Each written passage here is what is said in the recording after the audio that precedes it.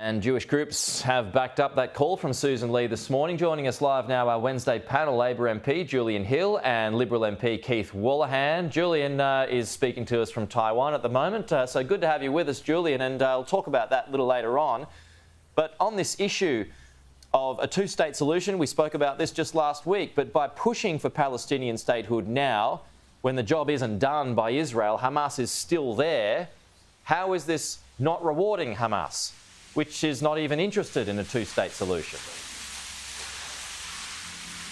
Well, this debate comes in the context of an accelerating global discussion about recognition of Palestinian statehood to help build the pathway towards a two-state solution. It's been Australia's long-standing position, bipartisan position, in support of a political solution to this decades-old conflict. And that's what this debate is about. But I'd make 2 points. Firstly, this is in Israel's own security interests. Israel needs recognition in the region, and ultimately that will only come from a number of its neighbours and countries in the region when there's a Palestinian state recognised alongside it. But the second point is it undermines support amongst the Palestinian people for extremism. It gives hope, it gives reassurance that there is a pathway out of this decades-long cycle of violence. And to be very clear, Australia sees no role for Hamas in the future governance of a Palestinian state. Keith, your thoughts on this? Do you support a two-state solution, first of all? It's bipartisan support for a two-state solution, but this is one of the most intractable problems in international security and policy in human history. So to think that we're going to solve this in a speech by the Australian Foreign Minister, I think is hubris. This will only be solved by a negotiation, and the timing of this is important. So to have shifted the dial from an Australian perspective, I agree with Susan Lee that this is giving a public relations victory to Hamas for what they did on the 7th of October. The timing is all wrong. Of course, long term, all reasonable people want a two-state solution, and it is in Israel's and Palestinian people's interests. But the timing of this doesn't help at all. OK, Julian, Susan Lee also said on this show earlier that in terms of interests, this is about the Labor Party's interests. It's about domestic politics to placate the left wing of the party. How do you respond to that?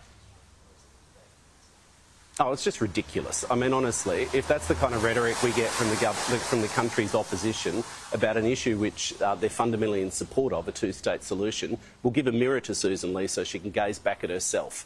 I'd make 2 points. The Australian community do not want this decades-old conflict imported into our society. The majority of Australians don't want to hear about this, or they just want a civil discourse, and that's true right across the country. But we've made consistent criticisms both of the Greens political party for seeking to politically profit and inflame this conflict, spreading lies and disinformation. And similarly, it is deeply frustrating and intellectually dishonest that every time anyone, be it the government or anyone else, talks about legitimate aspirations for the Palestinian people, for peace and security, for Israel and Israeli citizens living alongside each other, automatically, like little Daleks, the opposition go, oh, you're supporting Hamas. I mean, it is ridiculous. It is not the same thing. It is entirely legitimate for Australia's Foreign Minister to add our voice to an international discussion. You know, David Cameron, not a left-wing radical, the Foreign Minister of the United Kingdom has been pushing this debate. It'll be happening across the world. And, of course, we've got to contribute our view. It is just ridiculous to say that this equates to supporting Hamas or terrorism. So if you don't support Hamas, then presumably you want the Israeli government to finish its job and get rid of them.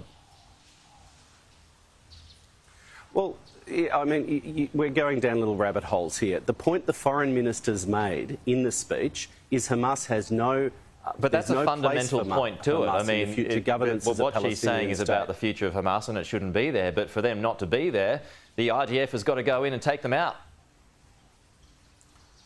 And the point is also around collective security, and that Israel's security is best guaranteed when the region recognises Israel and provides those security assurances. That's simply not going to happen in many cases without a Palestinian state. And recognition as a pathway to a two-state solution is in Israel's security interest because it undermines support both within the Palestinian people but within the other countries in the region for extremism and for the behaviour of Iran. Keith, given this push this morning, plus the appointment of an advisor to watch the Israeli investigation following the deaths of the 7 aid workers, is our government in danger of isolating itself from the Israeli government and Jewish groups?